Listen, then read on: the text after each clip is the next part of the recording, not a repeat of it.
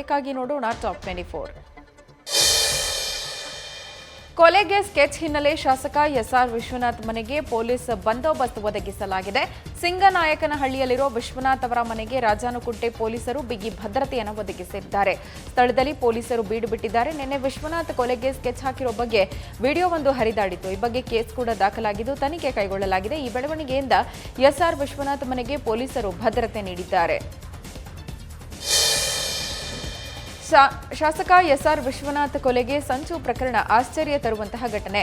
ಒಬ್ಬ ರಾಜಕಾರಣಿ ವಿರುದ್ಧ ಈ ರೀತಿಯಾಗಿ ಸಂಚು ನಡೆದರೆ ಆತಂಕ ಆಗ್ತಿದೆ ಅಂತ ಮೈಸೂರಿನಲ್ಲಿ ಕಂದಾಯ ಸಚಿವ ಆರ್ ಅಶೋಕ್ ಪ್ರತಿಕ್ರಿಯಿಸಿದ್ದಾರೆ. ಪ್ರಕರಣ ಗಮನಿಸಿದ್ರೆ ಬಹಳ ದಿನಗಳಿಂದ ಸ್ಕೆಚ್ ಹಾಕಿದ್ದಾರೆ ಅನ್ನಿಸ್ತಿದೆ ಅಂತ ಹೇಳಿದ್ರು. ಕಾಂಗ್ರೆಸ್ ಪಕ್ಷದ ದೊಡ್ಡ ನಾಯಕರ ಸಂಪರ್ಕ ಇರೋ ವ್ಯಕ್ತಿ ಈ ರೀತಿಯ ಸಂಚು ರೂಪಿಸಿದ್ದನ್ನ ನೋಡಿದ್ರೆ ನಾವೆಲ್ಲರೂ ಎಚ್ಚರಿಕೆಯಿಂದ ಇರಬೇಕಾಗಿದೆ ಅಂತ ಅಶೋಕ್ ಹೇಳಿದ್ರು. ನಾನು ಸಿಎಂ ಆಗಲ್ಲ, ಸಂಘಟನೆ ಏನ್ ಮಾಡುತ್ತೋ ಅದೇ ಕೆಲಸ ಮಾಡ್ತೀನಿ ಅಂತ ಸಚಿವ ಕೆಎಸ್ ಈಶ್ವರಪ್ಪ ಹೇಳಿದ್ದಾರೆ. ಮುರುಗೇಶ್ ನಿರಾಣಿ ಮುಂದಿನ ಸಿಎಂ ಅನ್ನೋ ಹೇಳಿಕೆಗೆ ಉಡುಪಿಯಲ್ಲಿ ಸ್ಪಷ್ಟನೆ ನೀಡಿದ್ರು. ನಾನ್ ನಿರಾಣಿ ಬಗ್ಗೆ ಮಾತನಾಡಿದ್ ನಿಜ, ಆದ್ರೆ ಬಸವರಾಜ ಬೊಮ್ಮಾಯಿ ಬದಲಾಗ್ತಾರೆ ಅಂತ ಹೇಳಲಿಲ್ಲ ಅಂತ ಸಮರ್ಥಿಸಿಕೊಂಡ್ರು. ನಿರಾಣಿ ಸಣ್ಣ ಉದ್ದಿಮೆ ಆರಂಭಿಸಿ ದೊಡ್ಡ ಉದ್ಯಮಿ ಆದವರು. ಒಂದ್ ವೇಳೆ ಅವಕಾಶ ಸಿಕ್ಕರೆ ಮುಂದೆ ಸಿಎಂ ಆಗಬಹುದು ಅಂದಿದ್ದೆ ಅಷ್ಟೇ ಅಂತ ಸ್ಪಷ್ಟನೆ ನೀಡಿದ್ದಾರೆ. ಇದೇ ಸಂದರ್ಭ ನಾನ್ ಸಿಎಂ ಆಗಲ್ಲ, ಪಕ್ಷ ನನ್ನನ್ನ ಡಿಸಿಎಂ ಮಾಡಿತ್ತು, ಸಂಘಟನೆ ಏನ್ ಹೇಳುತ್ತೋ ಅದನ್ನೇ ಮಾಡ್ತೀನಿ ಅಂತ ಹೇಳಿದ್ರು. ಮುರುಗೇಶ್ ನಿರಾಣಿ ಸಿಎಂ ಆಗುವ ಅವಕಾಶ ಇದೆ ಅನ್ನುವ ಸಚಿವ ಈಶ್ವರಪ್ಪ ಹೇಳಿಕೆ ತಪ್ಪಾಗಿ ಅರ್ಥೈಸಲಾಗಿದೆ ಅಂತ ಬಿಜೆಪಿ ರಾಜ್ಯ ಉಪಾಧ್ಯಕ್ಷ ಬಿವೈ ವಿಜಯೇಂದ್ರ ಹೇಳಿದ್ದಾರೆ. ಈಶ್ವರಪ್ಪ ಹೇಳಿಕೆ ಕುರಿತು ಪ್ರತಿಕ್ರಿಯಿಸಿದ ಅವರು, ಬರುವ ದಿನಗಳಲ್ಲಿ ಸಿಎಂ ಆಗ್ತಾರೆ ಅಂತ ಹೇಳಿದ್ದಾರೆ ಹೊರತು ಈ ಅವಧಿಯಲ್ಲಿ ಅಲ್ಲ. ಆದರೆ ವಿರೋಧ ಪಕ್ಷಗಳು ಜನರ ದಿಕ್ಕು ತಪ್ಪಿಸ್ತಾ ಇದೆ. ಸಿಎಂ ಬೊಮ್ಮಾಯಿ ಸರ್ಕಾರ ಸುಭದ್ರವಾಗಿದೆ. ಬೊಮ್ಮಾಯಿ ಅವರು ತಮ್ಮ ಅಧಿಕಾರಾವಧಿಯನ್ನ ಪೂರೈಸ್ತಾರೆ ಅಂತ ಬಿವೈ ವಿಜಯೇಂದ್ರ ಹೇಳಿದ್ದಾರೆ. ಕ್ಷೀರಭಾಗ್ಯ ಆಯಿತು, ಬಿಸಿ ಊಟ ಆಯಿತು. ಇದೀಗ ರಾಜ್ಯದ ಸರ್ಕಾರಿ ಶಾಲಾ ಮಕ್ಕಳಿಗೆ ಮೊಟ್ಟೆ ಬಾಳೆಹಣ್ಣು ವಿತರಣೆ ಯೋಜನೆ ಜಾರಿಯಾಗಿದೆ. ನಿನ್ನೆ ಯೋಜನೆಗೆ ಚಾಲನೆ ಕೊಡಲಾಗಿದ್ದು ಕಲ್ಯಾಣ ಕರ್ನಾಟಕದ 7 ಜಿಲ್ಲೆಗಳಲ್ಲಿ 1 ರಿಂದ 8ನೇ ತರಗತಿ ವಿದ್ಯಾರ್ಥಿಗಳಿಗೆ ಮೊಟ್ಟೆ ಬಾಳೆಹಣ್ಣು ವಿತರಿಸಲಾಗ್ತಾ ಇದೆ. ಶಾಲೆಗಳಲ್ಲಿ ನೂತನ ಯೋಜನೆ ಜಾರಿಗೆ ಬಂದಿದ್ದು ಮಕ್ಕಳ ಅಪೌಷ್ಟಿಕತೆ ನೀಗಿಸೋದಕ್ಕೆ ಈ ಹೆಜ್ಜೆ ಇರಿಸಲಾಗಿದೆ. ಸದ್ಯ 14,44,322 ಮಕ್ಕಳು ಯೋಜನೆಯ ಅನುಕೂಲ ಪಡಿತಾರೆ. ಯೋಜನೆ ಕೇವಲ 4 ತಿಂಗಳು ಮಾತ್ರ ಜಾರಿಯಲ್ಲಿರುತ್ತೆ. ಬೆಳಗಾವಿಯ ಖಾನಾಪುರದ ಶಾಸಕಿ ಡಾಕ್ಟರ್ ಅಂಜಲಿ ನಿಂಬಾಳ್ಕರ್ ಸಾಮಾನ್ಯ ಗೃಹಿಣಿಯಂತೆ ಸಂತೆಯಲ್ಲಿ ಸುತ್ತಾಡಿ ತರಕಾರಿ ಖರೀದಿ ಮಾಡಿದ್ರು. ನಂದಗಡ ಗ್ರಾಮದ ವಾರದ ಸಂತೆಗೆ ಭೇಟಿ ಕೊಟ್ಟ ಶಾಸಕಿ ವ್ಯಾಪಾರಿಗಳ ಬಳಿ ತರಕಾರಿ ಖರೀದಿ ಮಾಡಿ ಅವರ ಯೋಗಕ್ಷೇಮ ವಿಚಾರಿಸಿದ್ರು. ಸಂತೆಯಲ್ಲಿ ಬ್ಯಾಗ್ ಹಿಡಿದು ತರಕಾರಿ ಖರೀದಿ ಮಾಡಿದ ಶಾಸಕಿ ನಡೆಗೆ ಸ್ಥಳೀಯರು ಮೆಚ್ಚುಗೆಯನ್ನು ವ್ಯಕ್ತಪಡಿಸಿದ್ದಾರೆ. ಇನ್ನು ಶಾಸಕಿಯ ಸರಳತೆ ಕಂಡು ಸಾರ್ವಜನಿಕರು ಸೆಲ್ಫಿ ಕ್ಲಿಕ್ಕಿಸಿಕೊಂಡು ಸಂತಸ ಪಟ್ಟಿದ್ದಾರೆ. ಬಾಗಲಕೋಟೆಯಲ್ಲಿ ಕಾರು ಗುದ್ದಿದ ಪರಿಣಾಮ ಮಹಿಳೆಯೊಬ್ಬರು ಸ್ಥಳದಲ್ಲೇ ಸಾವನ್ನಪ್ಪಿದ್ದಾರೆ. ಖಜ್ಜಿಡೋಣಿ ಸಮೀಪ ಈ ಘಟನೆಯಾಗಿದ್ದು ಮೃತ ಮಹಿಳೆಯನ್ನ ತಾಯವ್ವ ತಳವಾರ್ ಅಂತ ಗುರುತಿಸಲಾಗಿದೆ. ಕಲಬುರಗಿ ಮೂಲಕ ಬರ್ತಿದ್ದ ಕಾರು ವೇಗವಾಗಿ ಗುದ್ದಿದ ಪರಿಣಾಮ ಮಹಿಳೆ ಅಸುನೀಗಿದ್ದು ಅಪಘಾತದ ಬಳಿಕ ಕಾರು ಚಾಲಕ ಕಾರು ನಿಲ್ಲಿಸದೆ ಪರಾರಿಯಾಗಿದ್ದಾನೆ. ಕಲಾದಗಿ ಪೊಲೀಸ್ ಠಾಣಾ ವ್ಯಾಪ್ತಿಯಲ್ಲಿ ಘಟನೆಯಾಗಿದ್ದು ಅಪಘಾತದ ದೃಶ್ಯಗಳು ಸಿಸಿಟಿವಿಯಲ್ಲಿ ಸೆರೆಯಾಗಿದೆ. ಸೆಂಟ್ರಲ್ ವಿಸ್ತಾ ಯೋಜನೆಯಿಂದ ದೆಹಲಿಯಲ್ಲಿ ಯಾವುದೇ ರೀತಿಯ ಮಾಲಿನ್ಯ ಉಂಟಾಗೋದಿಲ್ಲ ಅಂತ ಸುಪ್ರೀಂ ಕೋರ್ಟ್ಗೆ ಕೇಂದ್ರ ಸರ್ಕಾರ ಹೇಳಿದೆ. ಅಲ್ಲದೆ ಯೋಜನೆಗೆ ಸಂಬಂಧಪಟ್ಟ ಹಾಗೆ ಎಲ್ಲ ರೀತಿಯ ಮುನ್ನೆಚ್ಚರಿಕಾ ಕ್ರಮಗಳನ್ನು ತೆಗೆದುಕೊಳ್ತಾ ಇದೆ ಅಂತ ಕೇಂದ್ರ ಭರವಸೆ ನೀಡಿದೆ. ಈ ಕುರಿತಂತೆ ಆದಿತ್ಯ ದುಬೆ ಅನ್ನೋರು ಯೋಜನೆಯಿಂದ ಉಂಟಾಗುವ ಮಾಲಿನ್ಯದ ಬಗ್ಗೆ ಕಳವಳ ವ್ಯಕ್ತಪಡಿಸಿ ಅರ್ಜಿ ಸಲ್ಲಿಸಿದ್ರು. ಹಾಗಾಗಿ ಕೇಂದ್ರ ಸರ್ಕಾರ ಸುಪ್ರೀಂ ಕೋರ್ಟ್ಗೆ ಅಫಿಡವಿಟ್ ಸಲ್ಲಿಸಿದೆ. ದೆಹಲಿಯ ವಾಯು ಗುಣಮಟ್ಟ ಸೂಚ್ಯಂಕ ಬುಧವಾರ ಸಂಜೆ ವೇಳೆಗೆ ಅಪಾಯಕಾರಿ ಮಟ್ಟವನ್ನು ತಲುಪಿದೆ. ಸರಾಸರಿ ವಾಯು ಗುಣಮಟ್ಟ 374 ಸಂಖ್ಯೆ ದಾಖಲಾಗಿತ್ತು. ಉಭಯ ಸದನಗಳು ಸಂಸತ್ನಲ್ಲಿ ಧ್ವನಿಮತದ ಮೂಲಕ ಅಂಗೀಕರಿಸಿದ ಕೃಷಿ ಕಾನೂನುಗಳ ರದ್ದತಿ ಕಾಯ್ದೆ 2021ಕ್ಕೆ ರಾಷ್ಟ್ರಪತಿ ರಾಮನಾಥ್ ಕೋವಿಂದ್ ತಮ್ಮ ಒಪ್ಪಿಗೆ ನೀಡಿದ್ದಾರೆ. ಲೋಕಸಭೆ ಮತ್ತು ರಾಜ್ಯಸಭೆಯಲ್ಲಿ ಈ ವಿಷಯದ ಬಗ್ಗೆ ಪ್ರತಿಪಕ್ಷಗಳು ಚರ್ಚೆಯನ್ನ ಬಯಸಿ ಭಾರೀ ಘೋಷಣೆಗಳನ್ನು ಕೂಗಿತ್ತು. ಆದರೆ ಯಾವುದೇ ಚರ್ಚೆ ಇಲ್ಲದೆ ಧ್ವನಿಮತದ ಮೂಲಕ the farm laws repeal bill 2021 ಅನ್ನು ಸರ್ಕಾರ ಅಂಗೀಕರಿಸಿತು. ಉಭಯ ಸದನದಲ್ಲಿ ಕಾಯ್ದೆಯನ್ನ ಸರ್ಕಾರ ಮಂಡಿಸಿದ ಕೆಲವೇ ನಿಮಿಷದಲ್ಲಿ ಮಸೂದೆ ಅಂಗೀಕರಿಸಲಾಯಿತು. ಕೃಷಿ ಕಾಯ್ದೆ ವಿರುದ್ಧದ ಹೋರಾಟ ಸಂದರ್ಭದಲ್ಲಿ ಹಲವು ರೈತರು ಸಾವಿಗೀಡಾಗಿದ್ರು. ಆದರೆ ಸರ್ಕಾರ ಈ ಬಗ್ಗೆ ತಮ್ಮ ಬಳಿ ಯಾವುದೇ ರೀತಿಯ ದಾಖಲಾತಿ ಇಲ್ಲ ಅಂತ ಹೇಳಿದೆ. ಕೇಂದ್ರ ಸಚಿವರ ಈ ಹೇಳಿಕೆಗೆ ವಿಪಕ್ಷ ನಾಯಕ ಮಲ್ಲಿಕಾರ್ಜುನ ಖರ್ಗೆ ಆಕ್ರೋಶ ವ್ಯಕ್ತಪಡಿಸಿದ್ದಾರೆ. ಇದು ರೈತರಿಗೆ ಮಾಡಿರೋ ಅವಮಾನ. ಕೇಂದ್ರ ಸರ್ಕಾರದ ಕೃಷಿ ಕಾಯ್ದೆ ವಿರುದ್ಧ ಪ್ರತಿಭಟನೆ ಸಂದರ್ಭ 700ಕ್ಕೂ ಅಧಿಕ ಅನ್ನದಾತರು ಪ್ರಾಣ ಕಳ್ಕೊಂಡಿದ್ದಾರೆ. ತಮ್ಮ ಬಳಿ ಈ ಬಗ್ಗೆ ಯಾವುದೇ ದಾಖಲಾತಿ ಇಲ್ಲ ಅಂತ ಕೇಂದ್ರ ಹೇಳೋದಕ್ಕೆ ಹೇಗೆ ಸಾಧ್ಯ ಅಂತ ಮಲ್ಲಿಕಾರ್ಜುನ ಖರ್ಗೆ ಪ್ರಶ್ನೆ ಮಾಡಿದ್ದಾರೆ. ದೇಶದ ಅತಿದೊಡ್ಡ ಸಂಪರ್ಕ ಜಾಲ ರೈಲ್ವೆಯಲ್ಲಿ ಮತ್ತಷ್ಟು ಸುರಕ್ಷತಾ ಕ್ರಮ ಕೈಗೊಳ್ಳಲಾಗುತ್ತದೆ ಅಂತ ಕೇಂದ್ರ ಸರ್ಕಾರ ಹೇಳಿದೆ. ದೇಶದ 838 ರೈಲ್ವೆ ನಿಲ್ದಾಣಗಳ ಒಟ್ಟು 4934 ರೈಲ್ವೆ ಕೋಚ್ಗಳಲ್ಲಿ ಸಿಸಿ ಕ್ಯಾಮೆರಾಗಳನ್ನು ಅಳವಡಿಸಲಾಗಿದೆ. ಈ ಕುರಿತು ಕೇಂದ್ರ ರೈಲ್ವೆ ಮತ್ತು ಮಾಹಿತಿ ತಂತ್ರಜ್ಞಾನ ಸಚಿವಾಲಯ ಮಾಹಿತಿ ನೀಡಿದೆ. ಅಲ್ಲದೆ ಕೇಂದ್ರದ ಈ ನಿರ್ಧಾರದಿಂದ ಕಳೆದ 3 ವರ್ಷದಲ್ಲಿ ಅಂದರೆ 2018ರಿಂದ 2020 ತನಕ ರೈಲ್ವೆ ವಿಭಾಗದಲ್ಲಿ ಅಪರಾಧ ಪ್ರಕರಣ ಕಡಿಮೆ ಆಗ್ತಿದೆ ಅಂತ ಲೋಕಸಭೆಗೆ ರೈಲ್ವೆ ಸಚಿವಾಲಯ ಮಾಹಿತಿ ನೀಡಿದೆ.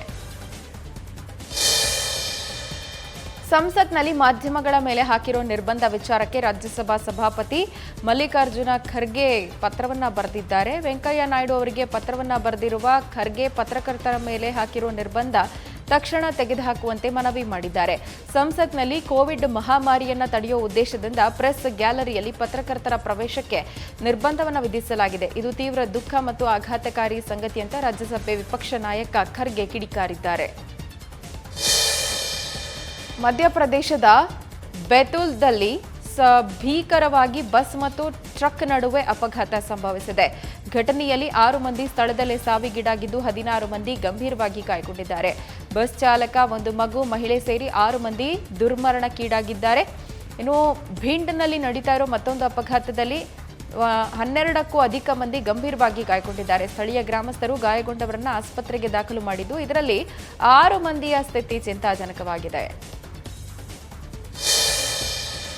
ಮಧ್ಯಪ್ರದೇಶ ಸರ್ಕಾರದ ಇತಿಹಾಸದಲ್ಲೇ ಮೊಟ್ಟ ಮೊದಲ ಬಾರಿ ಮಹಿಳಾ ಕಾನ್ಸ್ಟೇಬಲ್ ಒಬ್ಬರು ಪುರುಷನಾಗಿ ಬದಲಾಗೋದಕ್ಕೆ ಅನುಮತಿ ಕೊಡಲಾಗಿದೆ. ರಾಜ್ಯದ ಗೃಹ ಇಲಾಖೆ ಇದಕ್ಕೆ ಅನುಮತಿ ಕೊಟ್ಟಿದೆ ಅಂತ ಹೆಚ್ಚುವರಿ ಮುಖ್ಯ ಕಾರ್ಯದರ್ಶಿ ರಾಜೇಶ್ ರಾಜೋರಾ ಹೇಳಿದ್ದಾರೆ. ಡಿಸೆಂಬರ್ 1ರಂದು ಅನುಮತಿ ಕೊಡಲಾಗಿದೆ. ಲಿಂಗ ಬದಲಾವಣೆಗೆ ಸಂಬಂಧಪಟ್ಟ ಹಾಗೆ 2019ರಲ್ಲಿ ಮಹಿಳಾ ಕಾನ್ಸ್ಟೇಬಲ್ ಪೊಲೀಸ್ ಇಲಾಖೆಗೆ ಅರ್ಜಿ ಸಲ್ಲಿಸಿದ್ರು. ಪೊಲೀಸ್ ಇಲಾಖೆ ಅರ್ಜಿಯನ್ನ ರಾಜ್ಯ ಗೃಹ ಇಲಾಖೆಗೆ ರವಾನೆ ಮಾಡಿತ್ತು. ಆ ಪರಿಶೀಲನೆ ನಡೆಸಿರೋ ಕೇಂದ್ರ ಇದೀಗ ಅನುಮತಿ ನೀಡಿದೆ. ಬಿಹಾರ್ನ ಮುಜಾಫರ್ಪುರ್ ನಗರದಲ್ಲಿ ಕಣ್ಣಿನ ಪೊರೆ ಶಸ್ತ್ರಚಿಕಿತ್ಸೆಯಲ್ಲಿ ದುರಂತ ಸಂಭವಿಸಿದೆ.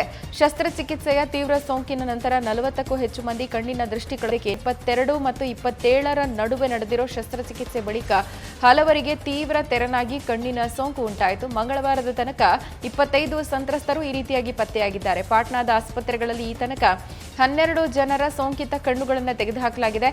ಮುಜಾಫರ್ಪುರದ ಆಸ್ಪತ್ರೆಯಲ್ಲಿ ಉಳಿದ 53 ಮಂದಿಗೂ ಇದೇ ಸಲಹೆ ನೀಡಲಾಗಿದೆ. ಆಂಧ್ರದಲ್ಲಿ ಭಾರೀ ಪ್ರಮಾಣದ ಮಳೆಯಾಗಿದ್ದು ಇದಕ್ಕೆ ಟಾಲಿವುಡ್ ಸ್ಟಾರ್ಗಳು ಸಂತ್ರಸ್ತರಿಗಾಗಿ ಮಿಡಿದಿದ್ದಾರೆ. Tollywood super star Mahesh Babu 25 lakh ದೇಣಿಗೆ ನೀಡೋದಾಗಿ ಪ್ರಕಟಿಸಿದ್ದಾರೆ. ಟಾಲಿವುಡ್ನ ಮತ್ತೊಬ್ಬ ಸೂಪರ್ ಸ್ಟಾರ್ ಜೂನಿಯರ್ NTR ಕೂಡ ಸಂತ್ರಸ್ತರಿಗೆ ಸಹಾಯ ಮಾಡೋದಕ್ಕೆ ಮುಂದಾಗಿದ್ದಾರೆ. ಆಂಧ್ರದಲ್ಲಿ ಇತ್ತೀಚೆಗೆ ಸಂಭವಿಸಿದಂತಹ ಭೀಕರ ಪ್ರವಾಹದಿಂದ ಸಂತ್ರಸ್ತರು ದುಸ್ಥಿತಿಯಲ್ಲಿದ್ದಾರೆ. ಅದಕ್ಕೆ ನಾನು ಅವರ ಚೇತರಿಕೆಗೆ ಒಂದು ಸಣ್ಣ ಹೆಜ್ಜೆ ಇಡ್ತಾ ಇದ್ದು ಸಿಎಂ ಪರಿಹಾರ ನಿಧಿಗೆ 25 ಲಕ್ಷ ದೇಣಿಗೆ ನೀಡುತ್ತಿದ್ದೀನಿ ಅಂತ ಹೇಳಿದ್ದಾರೆ. ಅಲ್ಲದೆ ಅಭಿಮಾನಿಗಳಿಗೂ ಸಹಾಯ ಮಾಡುವಂತೆ ಮನವಿ ಮಾಡಿದ್ದಾರೆ. ಬುಡಕಟ್ಟು ಮಹಿಳೆಯೊಬ್ಬರು ಅಗಾಧವಾದ ಧೈರ್ಯ ಪ್ರದರ್ಶನ ಮಾಡಿ ಚಿರತೆಯೊಂದಿಗೆ ಹೋರಾಡಿ ಚಿರತೆಯ ಬಾಯಿಯಿಂದ ತನ್ನ ಮಗುವನ್ನ ರಕ್ಷಿಸಿಕೊಂಡಿದ್ದಾಳೆ. ತನ್ನ ಕಂದನನ್ನ ಚಿರತೆ ಬಂದು ಏಕಾಏಕಿ ಕೊಂಡೊಯ್ದಾಗ ಮಹಿಳೆ ತನ್ನ ಇತರೆ ಮಕ್ಕಳನ್ನ ಗುಡಿಸಲಲ್ಲಿ ಕೂಡ ಹಾಕಿ 8 ವರ್ಷದ ಮಗನನ್ನ ಚಿರತೆ ಹೊತ್ತೊಯ್ದ ಕಡೆಗೆ ಓಡಿದ್ದಾಳೆ. ಬಳಿಕ ಚಿರತೆಯೊಂದಿಗೆ ಹೋರಾಡಿ ತನ್ನ ಮಗನನ್ನ ರಕ್ಷಿಸಿಕೊಂಡಿದ್ದಾಳೆ. ಚಿರತೆ ದಾಳಿಯಿಂದ ಮಗು ಮತ್ತು ತಾಯಿ ಗಾಯಗೊಂಡಿದ್ದಾರೆ. ಮಹಿಳೆಯ ಈ ಸಾಹಸವನ್ನ ಅರಣ್ಯ ಇಲಾಖೆ ಸಿಬ್ಬಂದಿ ಮತ್ತು ಮಧ್ಯಪ್ರದೇಶ ಮುಖ್ಯಮಂತ್ರಿ ಶಿವರಾಜ್ ಸಿಂಗ್ ಚೌಹಾಣ್ ಶ್ಲಾಘಿಸಿದ್ದಾರೆ.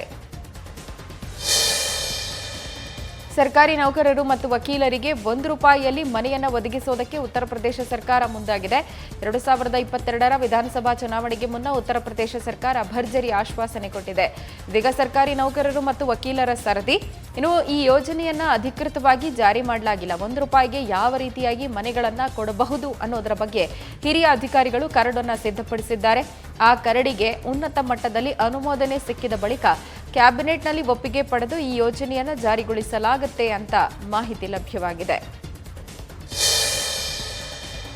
ಶಬರಿಮಲೆ ಅಯ್ಯಪ್ಪ ಸ್ವಾಮಿ ಭಕ್ತರ ಅನುಕೂಲಕ್ಕಾಗಿ ತಿರುವಾಂಕೂರು ದೇವಸ್ವಂ ಮಂಡಳಿ ಗೂಗಲ್ ಪೇ ಮೂಲಕ ಕಾಣಿಕೆ ಸಲ್ಲಿಸೋದಕ್ಕೆ ಅವಕಾಶವನ್ನು ಕಲ್ಪಿಸಲಾಗಿದೆ. ಹಿಂದಿನ ವರ್ಷಗಳಂತೆ ಈ ವರ್ಷವೂ ಧನಲಕ್ಷ್ಮಿ ಬ್ಯಾಂಕ್ ಸಹಯೋಗದಲ್ಲಿ ಡಿಜಿಟಲ್ ಪಾವತಿ ವ್ಯವಸ್ಥೆ ಮಾಡಿದೆ. ಇದಕ್ಕಾಗಿ ಸನ್ನಿಧಾನಂ, ದೇವಾಲಯದ ಸಂಕೀರ್ಣ ಮತ್ತು ನಿಲಕ್ಕಲ್ ತಪ್ಪಲಿನ ಹಲವು ಸ್ಥಳದಲ್ಲಿ QR ಕೋಡ್ ಪ್ರದರ್ಶನ ಮಾಡಲಾಗಿದೆ. ಇಲ್ಲಿಯ ತನಕ ವಿವಿಧೆಡೆ 22 QR ಕೋಡ್ಗಳನ್ನು ಅಳವಡಿಕೆ ಮಾಡಲಾಗಿದೆ. ಇನ್ನೂ ಹೆಚ್ಚಿನ ಸಂಖ್ಯೆಯಲ್ಲಿ QR ಕೋಡ್ಗಳನ್ನು ಪ್ರದರ್ಶಿಸೋದಕ್ಕೆ ಕ್ರಮ ತೆಗೆದುಕೊಳ್ಳಲಾಗುತ್ತೆ ಅಂತ ಆಡಳಿತ ಮಂಡಳಿ ಮಾಹಿತಿ ನೀಡಿದೆ. ಬಳಕೆದಾರರಿಂದ ಗೂಗಲ್ 24,569 ದೂರು ಸ್ವೀಕರಿಸಿದೆ. ಅಕ್ಟೋಬರ್ನಲ್ಲಿ ಆ ದೂರುಗಳ ಆಧಾರದ ಮೇಲೆ 48,594 ಆಕ್ಷೇಪಾರ್ಹ ವಿಷಯದ ಮಾಹಿತಿ ತೆಗೆದುಹಾಕಲಾಗಿದೆ ಅಂತ ಟೆಕ್ ದೈತ್ಯ ಮಾಸಿಕ ಪಾರದರ್ಶಕತೆ ವರದಿಯಲ್ಲಿ ತಿಳಿಸಿದೆ. ಬಳಕೆದಾರರು ಕೊಟ್ಟಿರೋ ದೂರಿನ ಜೊತೆಗೆ ಖುದ್ದಾಗಿ ಅಕ್ಟೋಬರ್ ತಿಂಗಳಲ್ಲೇ 3,84,509 ಆಕ್ಷೇಪಾರ್ಹ ತುಣುಕು ತೆಗೆದುಹಾಕಿರುವುದಾಗಿ ಗೂಗಲ್ ಪೇ ಮಾಹಿತಿ ನೀಡಿದೆ. ಮೇ ತಿಂಗಳಲ್ಲಿ ಜಾರಿಗೆ ಬಂದ ಭಾರತದ ಐಟಿ ನಿಯಮದ ಅನುಸಾರ ಭಾಗವಾಗಿ ಅಮೆರಿಕ ಮೂಲದ ಗೂಗಲ್ ಈ ನಿರ್ಧಾರ ಕೈಗೊಂಡಿದೆ. ಹೊಸ ಕೋವಿಡ್ ರೂಪಾಂತರಿ ಒಮೈಕ್ರಾನ್ ಜಗತ್ತಿನಾದ್ಯಂತ ತಲ್ಲಣ ಸೃಷ್ಟಿ ಮಾಡಿದೆ. ಈ ಹಿನ್ನೆಲೆ ಡಿಸೆಂಬರ್ 15ರಿಂದ ನಿಗದಿತ ಅಂತಾರಾಷ್ಟ್ರೀಯ ವಿಮಾನಗಳ ಪುನರಾರಂಭ ಮುಂದೂಡುವುದಕ್ಕೆ ನಾಗರಿಕ ವಿಮಾನಯಾನ ನಿರ್ದೇಶನಾಲಯ ನಿರ್ಧರಿಸಿದೆ. ಹೊಸ ರೂಪಾಂತರಿಯ ಹೊರಹೊಮ್ಮುವಿಕೆಯೊಂದಿಗೆ ವಿಕಸನವಾಗ್ತಾ ಇರೋ ಜಾಗತಿಕ ಸನ್ನಿವೇಶದ ದೃಷ್ಟಿಯಿಂದ ಈ ನಿರ್ಧಾರಕ್ಕೆ ಬರಲಾಗಿದೆ. ಎಲ್ಲ ಮಧ್ಯಸ್ಥಗಾರರ ಜೊತೆ ಸಮಾಲೋಚಿಸಿ ಪರಿಸ್ಥಿತಿಯನ್ನು ಸೂಕ್ಷ್ಮವಾಗಿ ಗಮನಿಸಲಾಗ್ತಿದೆ ಅಂತ ಡಿಜಿಸಿಎ ತನ್ನ ಹೇಳಿಕೆಯಲ್ಲಿ ಉಲ್ಲೇಖ ಮಾಡಿದೆ.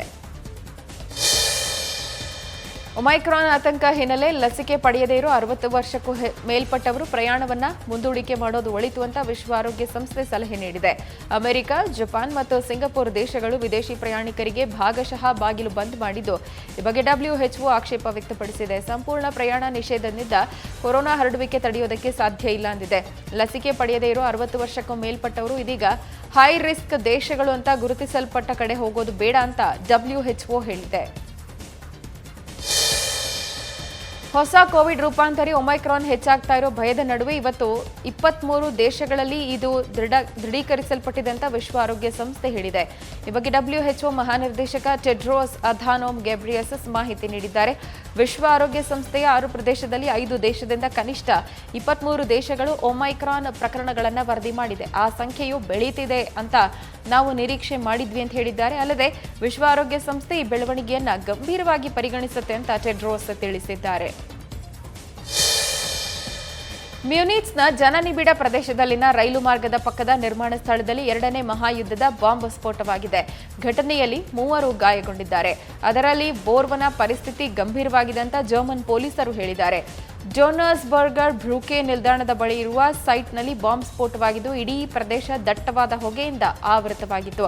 2ನೇ ಮಹಾಯುದ್ಧ ನಡೆದ ಸುಮಾರು 76 ವರ್ಷ ಕಳೆದರೂ ಜರ್ಮನಿಯಲ್ಲಿ ಸ್ಫೋಟಗೊಳ್ಳದ ಬಾಂಬ್ಗಳು ಇನ್ನೂ ಕೂಡ ಪತ್ತೆಯಾಗ್ತಾ ಇದ್ದು, ಆಗಾಗ ಕಾಮಗಾರಿ ಕೆಲಸಗಳು ನಡೆಯುವ ಸ್ಥಳಗಳಲ್ಲಿ ಕಂಡು ಬರ್ತಾ ಇದೆ. ನ್ಯೂಸ್ ಫಸ್ಟ್ ಪ್ರತಿಕ್ಷಣ ನಿಮ್ಮೊಂದಿಗೆ.